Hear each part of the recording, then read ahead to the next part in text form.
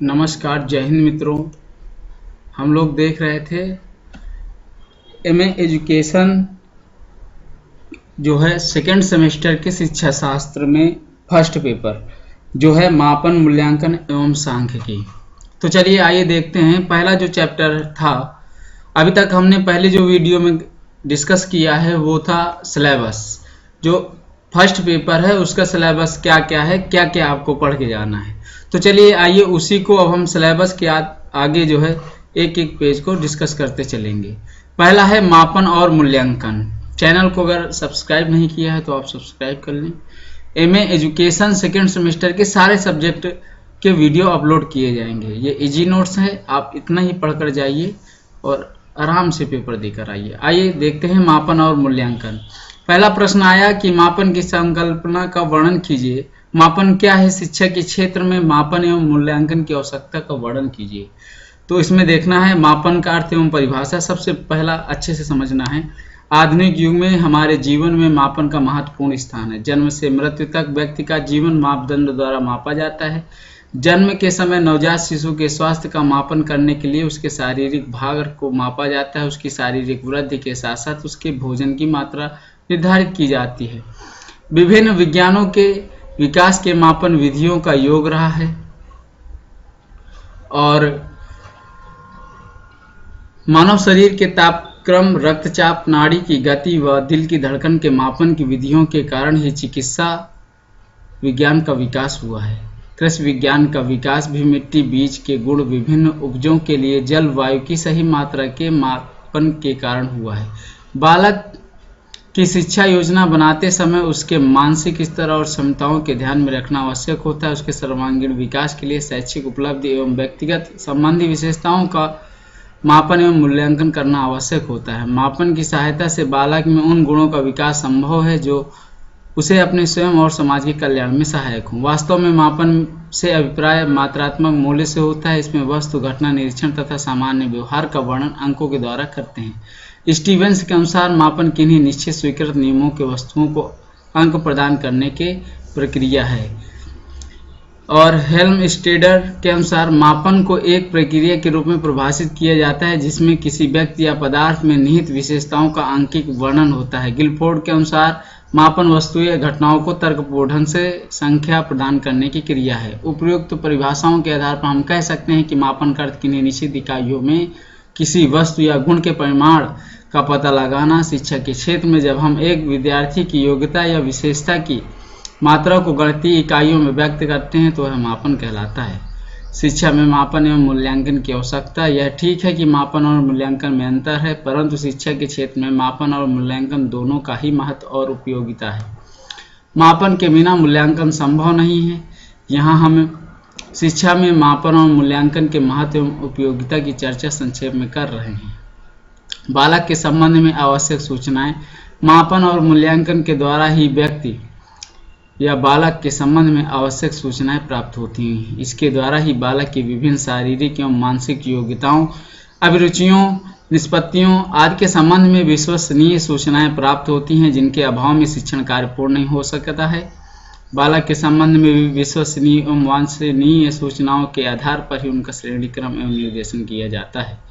इसके द्वारा अध्यापक छात्रों की समस्याओं का समाधान भी कर सकता है। शिक्षण विधि में सुधार। शिक्षण की सफलता या असफलता की जानकारी मापन और मूल्यांकन से ही होती है। मापन और मूल्यांकन से ही पता लगता है कि शिक्षा के निर्धारित लक्ष्यों को कहाँ तक प्राप्त किया जा सकता है। यदि किसी स्थिति में यदि शिक्षण प्रणाली असफल होती है, उसमें वांछित सुधार और परिवर्तन भी किया जाता है। मापन और मूल्यांकन में शिक्षण तकनीक प्रणाली के विकास के महत्वपूर्ण योगदान देता है। इसके द्वारा ही यह शिक्षण और तकनीक प्रणाली की सफलता और असफलता ज्ञात होती है। इसमें समय अनुसार सुधार की संभावनाएं बनी रहती हैं। अगला तीसरा नंबर है पाठचर्या में सुधार। पाठचर्या में सुधार और विकास में भी मापन और मूल्यांकन विशेष योगदान देता है। यदि अधिगम मापन सूक्ष्मता से सही नहीं किया जा सकता, तभी पाठचर्या विकास हेतु मूल्यांकन में एक सशक्त साधन बना हुआ है। व्यक्तिगत विभिन्नताओं का ज्ञान। छात्र की व्यक्तिगत विभिन्नताओं का ज्ञान एक अध्यापक के लिए अत्यंत आवश्यक है और इस ज्ञान के अभाव में वह न तो अपने दायित्व का ठीक निर्वाह कर सकता है और न साथ के छात्र अन्याय। विभिन्न मापन एवं परीक्षणों के द्वारा बालक की शारीरिक एवं बौद्धिक योग्यता, अभिरुचि, रुचियों एवं प्रेरणाओं का सही मापन करने करके विश्वसनीय परिणाम निकाले जा सकते हैं और उनके आधार पर छात्रों का श्रेणीक्रम किया जाता है। व्यक्तिगत विभिन्नता के आधार पर इनके हेतु उद्देश्य, अनुभव और शिक्षा प्रणाली की व्यवस्था की जाती है। विद्यालय संगठन और प्रशासन में सुधार।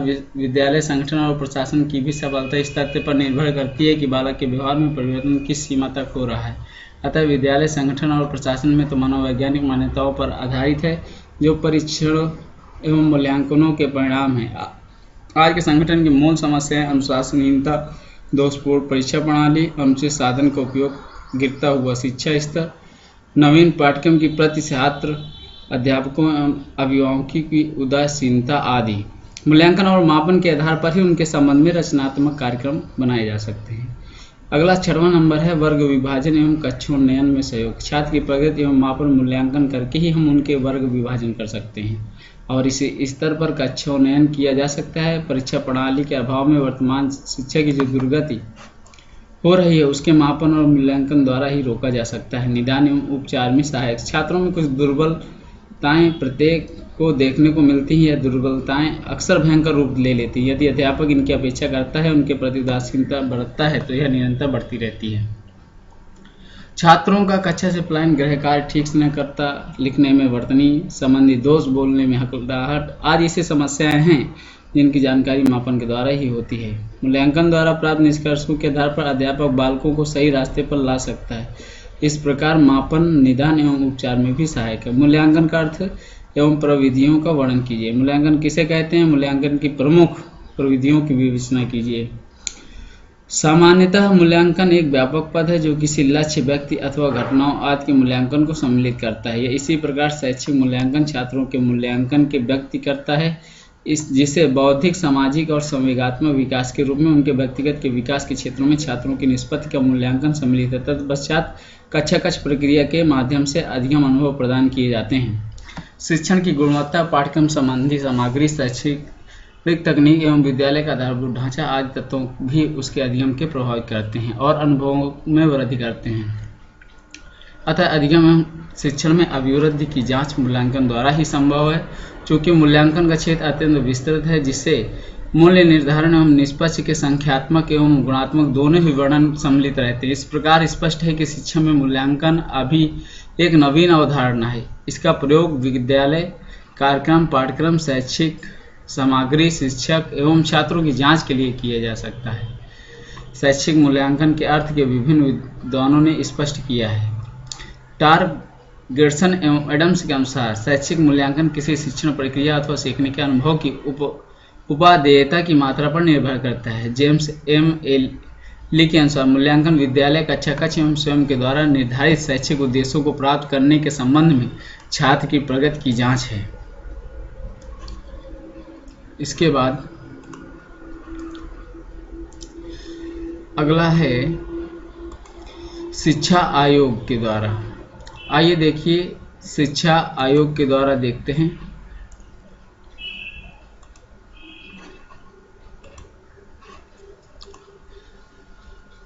शिक्षा आयोग के द्वारा क्या कह रहा है?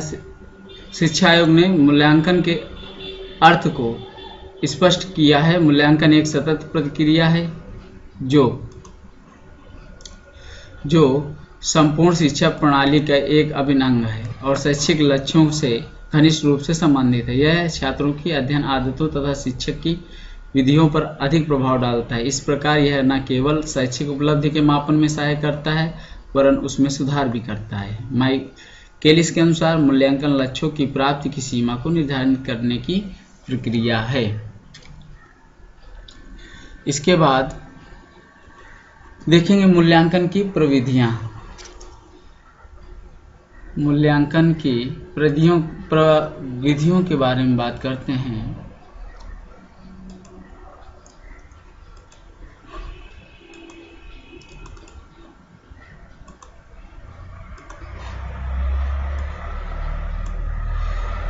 देखिए मूल्यांकन की प्रमुख प्रविधियां निम्नलिखित हैं, जिसका विवरण इस प्रकार है। पहला, निरीक्षण के द्वारा। यह प्रविधि छात्रों की आदतों एवं कुशलताओं के विकास को जांचने के लिए उपयोगी है। उचित रूप से किया गया निरीक्षण छात्रों के संबंध में उपयुक्त उपयुक्त निर्णय करने के लिए विशेष महत्व रखता है। साक्षात्कार। विद्यालय में छात्रों के मूल्यांकन के लिए साक्षात्कार एक महत्वपूर्ण प्रवृत्ति है जिसके द्वारा छात्रों की रुचियों के विकास एवं दृष्टिकोण के परिवर्तनों को मूल्यांकन किया जा सकता है। साक्षात्कार छात्रों की विभिन्न व्यक्तिगत विशेषताओं की जांच करने में भी सहायक है। ठीक है, इसके बाद प्रश्नावली की बात करते हैं। छात्रों की रुचियों अभिरुचियों के विकास से संबंधित तथा अन्य प्रकार की सूचनाएं प्राप्त करने के लिए प्रश्नावली बहुत सरल एवं उपयोगी प्रविधि है। चौथा है पड़ताल सूचियाँ। पड़ताल सूचियाँ भी व्यक्तिगत सूचनाएं एवं मत जानने को उपयोगी प्रविधि है। इसमें कुछ चुने हुए शब्दों, वाक्यांशों या अनुच्छेदों की एक सूची होती है जिसमें निरीक्षित की उपस्थिति या अनुपस्थिति को प्रकट करने के लिए निरीक्षक का चिन्ह लगा देता है। क्रम निर्धारण मापनी। क्रम निर्धारण मापनी छात्रों के मूल्यांकन के महत्वपूर्ण प्रविधि है। यह कुछ चुने शब्दों, वाक्यांशों या वाक्यों या अनुच्छेदों की सूची होती है जिसमें निरीक्षक मूल्यों के लिए किसी वस्तुनिष्ठ मान के आधार पर कोई मूल्य या क्रम अंकित करता है। यह प्रविधि का प्रयोग छात्रों की विभिन्न विशेषताओं के मूल्यांकन में किया जाता है। छात्रों द्वारा निर्मित वस्तुएं। छात्रों द्वारा निर्मित वस्तुएं भी उनके व्यवहार एवं रुचि संबंधी सूचनाएं प्रदान करने के लिए महत्वपूर्ण प्रविधि के रूप में कार्य करती है। अगला है अभिलेख। मूल्यांकन की महत्वपूर्ण प्रविधियों में छात्रों की डायरियां, शिक्षकों द्वारा तैयार किए गए घटना वृत्त तथा संचित अभिलेख पत्र भी प्रमुख स्थान रखते हैं जिनका विवरण इस प्रकार है। पहला, छात्रों की डायरियां। ये छात्रों की डायरियां अभिरुचि, व्यक्तिगत एवं सामाजिक समस्याओं आदि पर पर्याप्त रूप से प्रकाश डालती है जिनके आधार पर किया जा सकता है। घटना वृत्त, इसके माध्यम से छात्रों के उस व्यवहार को प्रस्तुत किया जाता है जिसे वह किसी घटनावश या भावावेश की स्थिति में करता है। घटना वृत्त द्वारा छात्रों को के लिए प्रति दृष्टिकोण एवं व्यक्तिगत के अन्य पक्षों के विषय में जानकारी प्राप्त की जाती है। अगला है संचित अभिलेख। और संचित अभिलेख में देख लेते हैं। संचित अभिलेख क्या है? किसी अभिलेख छात्रों के निर्देशन के लिए सूचना को लेबद्ध करने, फाइल बनाने तथा उपयोग करने की एक प्रविधि। यह प्रत्येक छात्र के शैक्षिक, मानसिक, शारीरिक, सामाजिक तथा संवेगात्मक विकास की व्यक्तिगत संचित सूची प्राप्त करता है। इस प्रकार संचित अभिलेख छात्रों के विभिन्न दशाओं में हुई उत्पन्न एवं अवनति के विषय में सम्यक जानकारी कराने में सक्षम है। इसके बाद परीक्षा प्रविधि।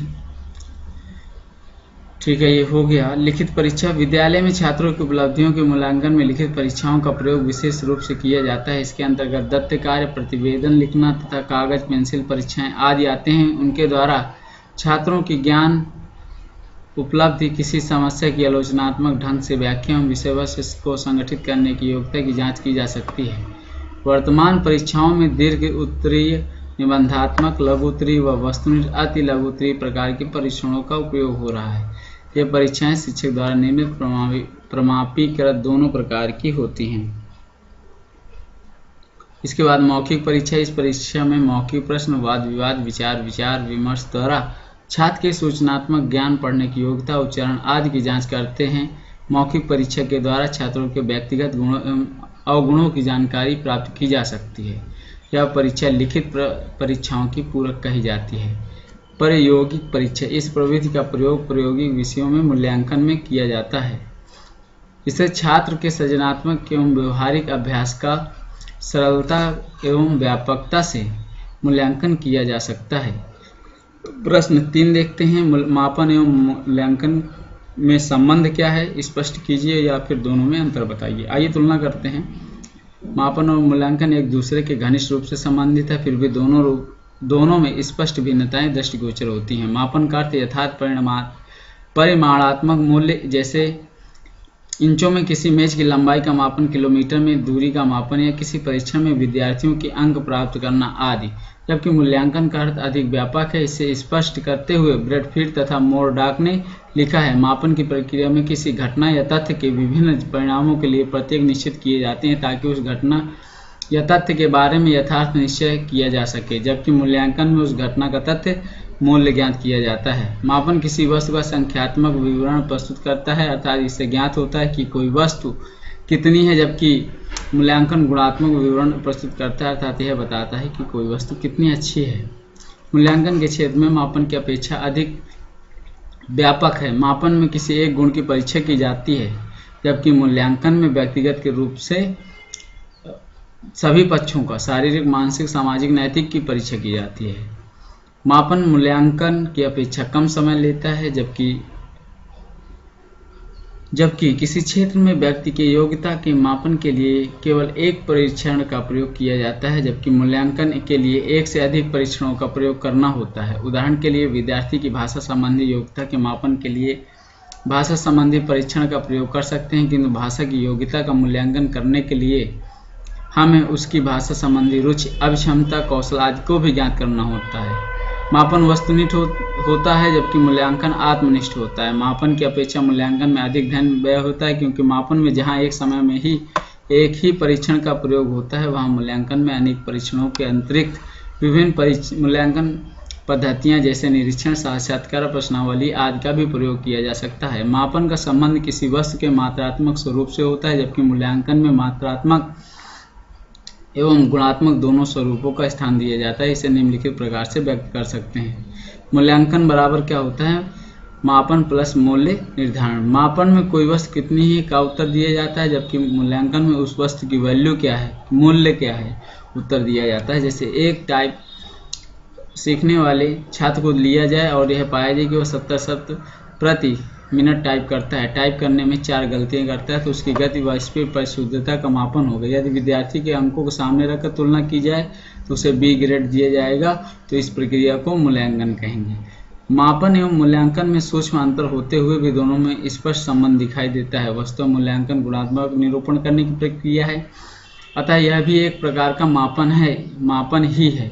किसी वस्तु की मात्रा का विवरण देने के लिए कुछ प्रतीकों जैसे इंच, सेकंड, किलोग्राम आदि को मापन का आधार बनाया गया है। उसी प्रकार उस वस्तु के गुणों का विवरण देने के लिए मानकों का मूल्यांकन का आधार बनाया गया है। मापन को मूल्यांकन का ही एक तरीका कहा जा सकता है। मापन द्वारा प्राप्त आंकड़ों के आधार पर मूल्यांकन में सहायता मिलती है। आज शिक्षा शास्त्री बालक को केवल मानसिक विकास पर ही ध्यान केंद्रित नहीं करना चाहते, बल्कि उनका ध्यान बालक के व्यक्तिगत के सर्वांगीण विकास पर केंद्रित रहता है। मापन और मूल्यांकन उन्हें इस लक्ष्य की प्राप्ति में सहायता करते हैं। चलिए मित्र, मिलते हैं नेक्स्ट वीडियो पे प्रश्न नंबर 4 लेकर, जो है मापन एवं मूल्यांकन के कार्यों का वर्णन कीजिए। ठीक है, तो मिलते हैं नेक्स्ट वीडियो पर।